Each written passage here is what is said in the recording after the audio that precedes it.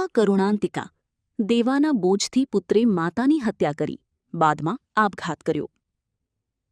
સુરતના વરાછા વિસ્તારમાં આવેલા એકે રોડ સ્થિત રૂપમ સોસાયટીમાં માતા પુત્રના મોતની હૃદયદ્રાવક ઘટના સામે આવી છે. પ્રાથમિક પોલીસ તપાસ મુજબ શેરબજારમાં થયેલા ભારે દેવાના કારણે 36 વર્ષીય જતિન સોનાણીએ પોતાની માતાનું ગળું દબાવી હત્યા કર્યા બાદ ફાંસો ખાઈ આત્મહત્યા કરી હતી.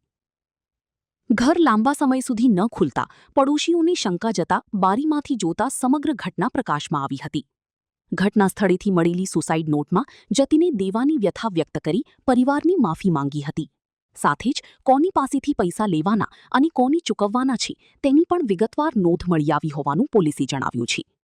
રિપોર્ટ હરીશ રાજપૂત, સુરત. માં motor driving, safe and sure driving. Driving એ શોખ સાથે આપની મોટી જવાબદારી પણ છે. અમારા ઇન્સ્ટ્રક્ટર દ્વારા સચોટ અને સરળ માર્ગદર્શન.